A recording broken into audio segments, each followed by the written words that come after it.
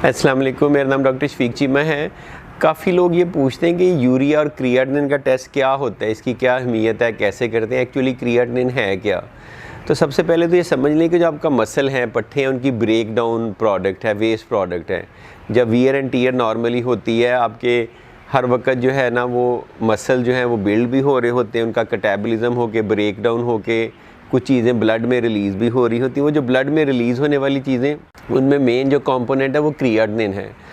तो ब्लड में जब चेक करते हैं उसे कहते हैं ब्लड क्रिएटिनिन लेवल या सीरम क्रिएटिनिन लेवल। नॉर्मली आपका एज के लिहाज से, वेट के लिहाज से, आप मेल हैं, फीमेल हैं, बच्चे हैं, बड़े हैं, उस लिहाज से आपका जो कि मसल मैस भी चेंज होता है, आपका वेट भी चेंज होता है, मसल भी चेंज होता है, तो इसका लेवल भी वेरी करता है। तो वो रेफरेंस रेंज थोड़ी थोड़ी फ़र्क होती है। नॉर्मली 0.6 या 0.7 से 1.1 तक नॉर्मल कंसीडर होती है।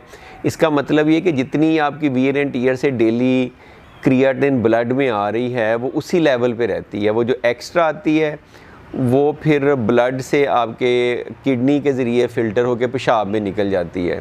तो अगर तो आपके गुर्दे 100% काम कर रहे हैं, 100% काम कर रहे हैं, गुर्दों की बीमारी एक्यूट या क्रॉनिक किडनी डिजीज़ नहीं है, तो आपका ब्लड का लेवल वही एक स्टेडी स्टेट में रहता है, वो बढ़ता नहीं है, वो कम नहीं होता। लेकिन इमेजिन करें एक मिनट के लिए कि आपके गुर्दे ख़राब हो गए, वो 10% ख़राब हैं, 20% ख़राब हैं, 30% ख़राब हैं।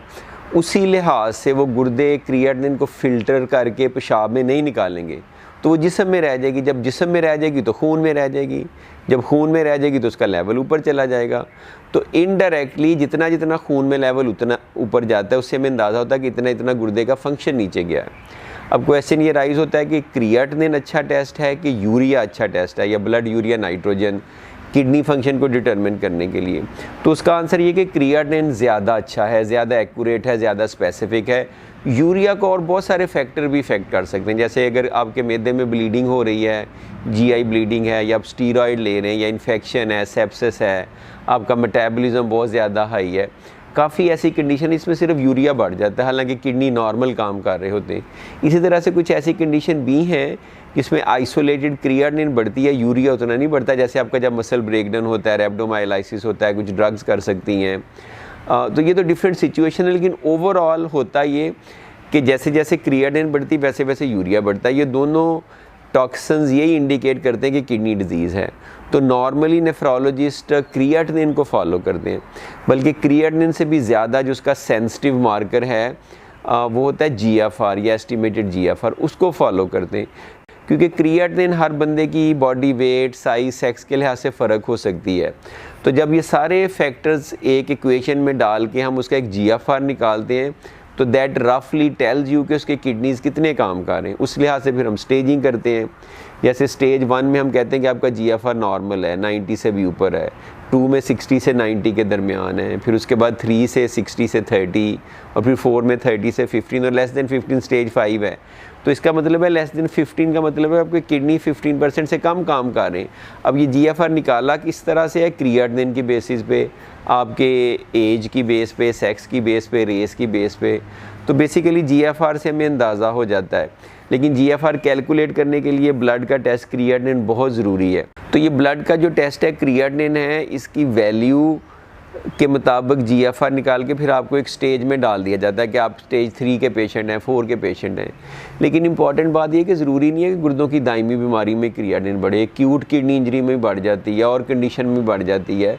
कभी कभी वक्ती तौर पे बढ़ती है, जब किडनीज ठीक होते हैं क्रिएटिनिन नीचे आती है तो वो ठीक हो जाता है। और बहुत सारे फैक्टर इस पर इफ़ेक्ट करते हैं। तो बहुत सारे लोग कंफ्यूज होते हैं। कुछ लोग आते हैं कि जी हमारी क्रिएटिनिन कम है, यानी 0.6 से भी कम है। तो उसकी रीज़न ये हो सकती है कि वो ज़्यादा प्रोटीन नहीं लेते, उनकी डाइट इस तरह की है कि थोड़ी सी मेल नरिशमेंट हुई है, मसल मैस उतना नहीं है, या ज़्यादा कम क्रिएटिनिन कोई बीमारी नहीं है, ज़्यादा क्रिएटिनिन है और नॉर्मल से ज़्यादा क्रिएटिनिन है। और ट्रांसप्लांट के पेशेंट में तो मैं कहता हूँ कि थोड़ी सी चेंज भी बड़ी सिग्निफिकेंट होती है। तो आपको अपने नेफ्रोलॉजिस्ट को तब दिखाना चाहिए जब आपकी नॉर्मल क्रिएटिनिन जो भी आपकी बेसलाइन है वो तो आपके बॉडी वेट के लिहाज से ही होगी ना, आपकी मसल के लिहाज से होगी, आपकी एज के लिहाज से होगी। तो अगर उसमें थोड़ी सी भी चेंज आती है ना, यानी इंक्रीज़ होती है, फॉर एग्जांपल अगर मेरी 0.7 हर दफ़ा आती है तो मैंने साल बाद कराई है तो वो 0.9 आई है, तो अगर इवन दो कि इट्स नॉर्मल रेंज में फॉल कर रही है, फिर भी ये सिग्निफिकेंट हो सकती है आपके लिए, क्योंकि दैट वुड मीन कि इन योर केस कुछ ना कुछ एबनॉर्मल हुआ है। वो कोई ब्लड प्रेशर की मेडिसिन भी हो सकती है, कोई सिंपल चीज़ भी हो सकती है, कोई आइसोलेटेड को पानी थोड़ा कम पीने से भी हो सकती है।